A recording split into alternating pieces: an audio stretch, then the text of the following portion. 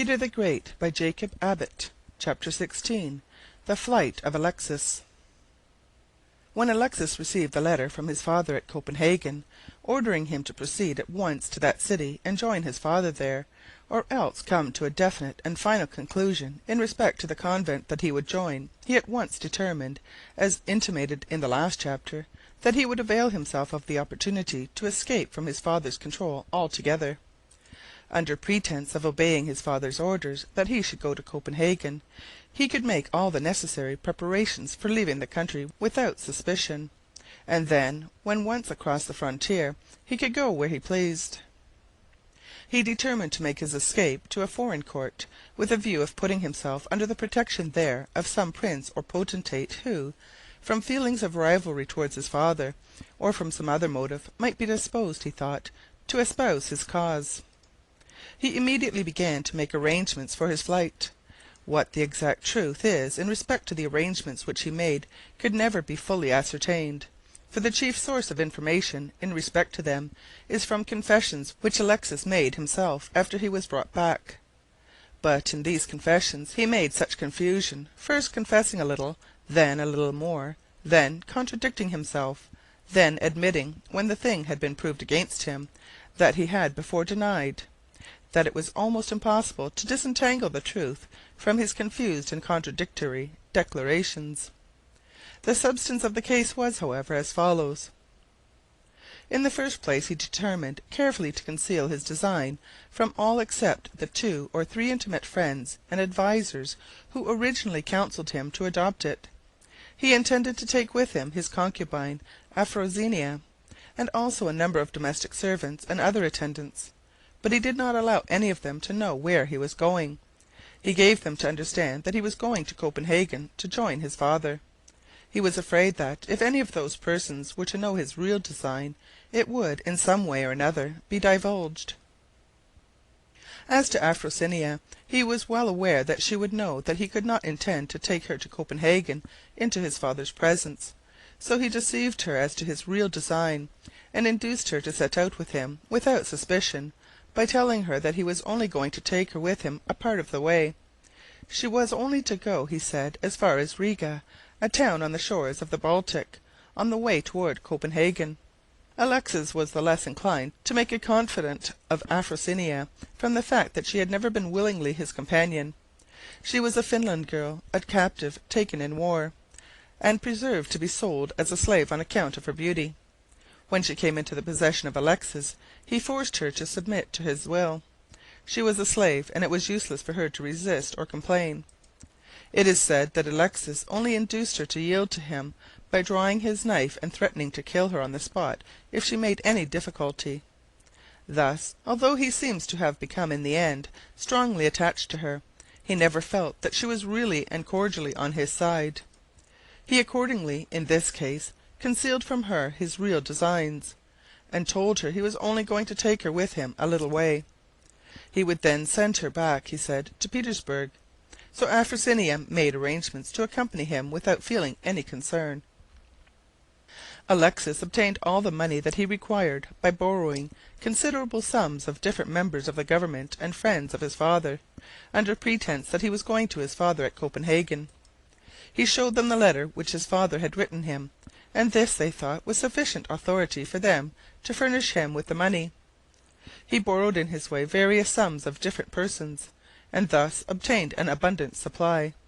The largest sum which he obtained from any one person was 2,000 ducats, which were lent him by the Prince Menzikoff, a noble who stood very high in Peter's confidence, and who had been left by him chief in command during his absence.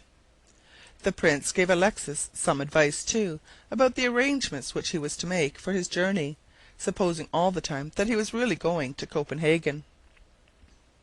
The chief instigator and adviser of Alexis in this affair was a man named Alexander Kikin.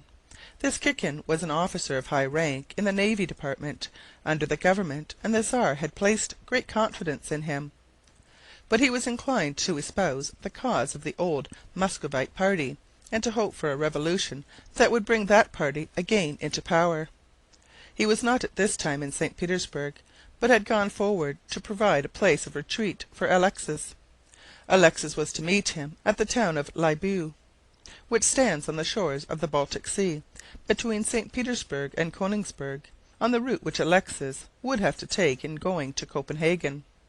Alexis communicated with Kikin in writing, and Kikin arranged and directed all the details of the plan.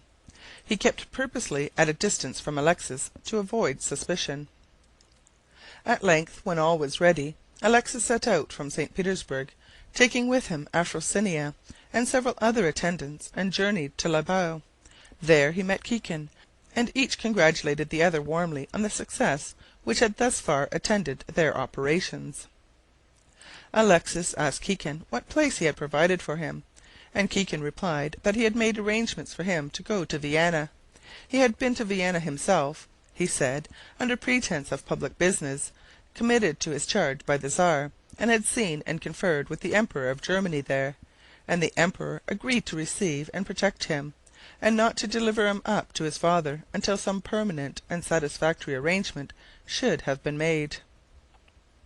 So you must go on, continued Kikin, to Königsberg and Danzig, and then, instead of going forward to Copenhagen, you will turn off the road to Vienna, and when you get there the Emperor will provide a safe place of retreat for you.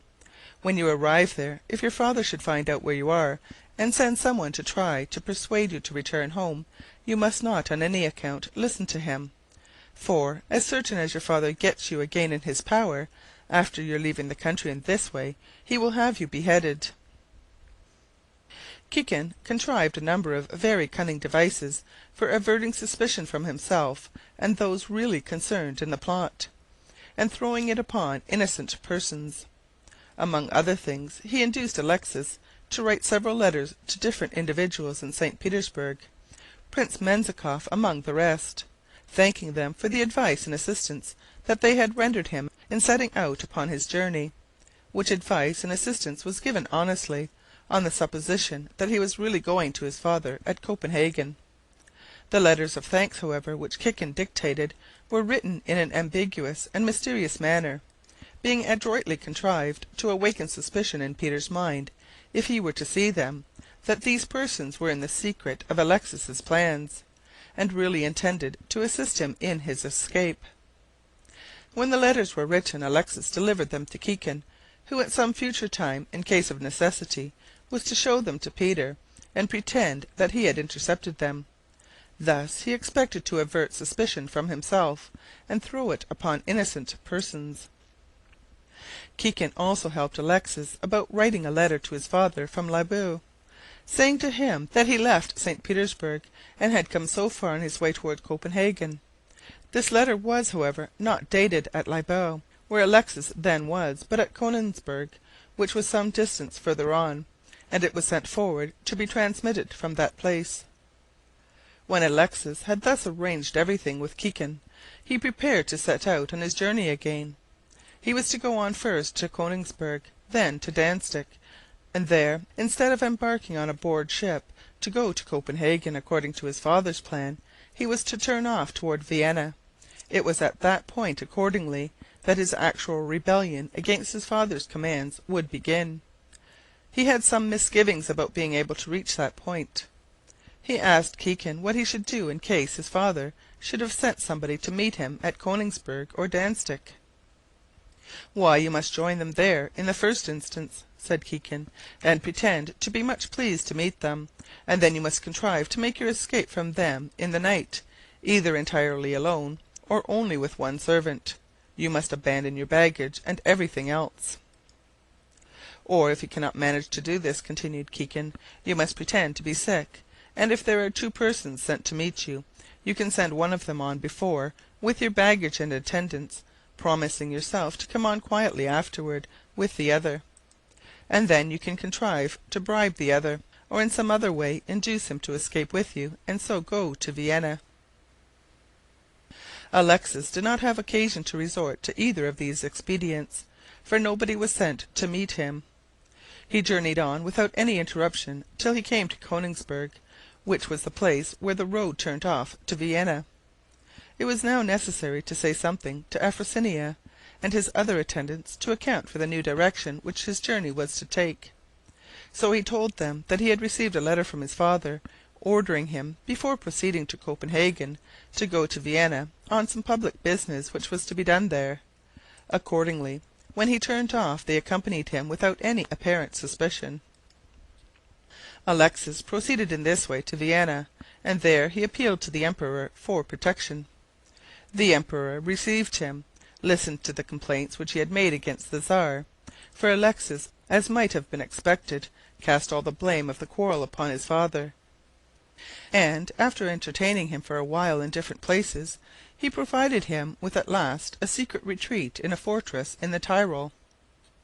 Here Alexis concealed himself, and it was a long time before his father could ascertain what had become of him. At length the Tsar learned that he was in the Emperor's dominions, and he wrote with his own hand a very urgent letter to the Emperor, representing the misconduct of Alexis in its true light, and demanding that he should not harbour such an undutiful and rebellious son, but should send him home. He sent 2 envoys to act as the bearers of this letter, and to bring Alexis back to his father in case the Emperor should conclude to surrender him. The Emperor communicated the contents of this letter to Alexis, but Alexis begged him not to comply with his father's demand. He said that the difficulty was owing altogether to his father's harshness and cruelty, and that if he were to be sent back he should be in danger of his life from his father's violence. After long negotiations and delays, the Emperor allowed the envoys to go and visit Alexis in the place of his retreat, with a view of seeing whether they could not prevail upon him to return home with them. The envoys carried a letter to Alexis which his father had written in his own hand, representing to him in strong terms the impropriety and wickedness of his conduct, and the enormity of the crime which he had committed against his father by his open rebellion against his authority, and denouncing against him, if he persisted in this wicked course, the judgment of God, who had threatened in his word to punish disobedient children with eternal death. But all these appeals had no effect upon the stubborn will of Alexis. He declared to the envoys that he would not return with them, and he said, moreover, that the Emperor had promised to protect him, and that if his father continued to persecute him in this way, he would resist by force, and, with the aid which the Emperor would render him, he would make war upon his father, depose him from his power, and raise himself to the throne in his stead. After this there followed a long period of negotiation and delay, during which many events occurred which it would be interesting to relate if time and space permitted.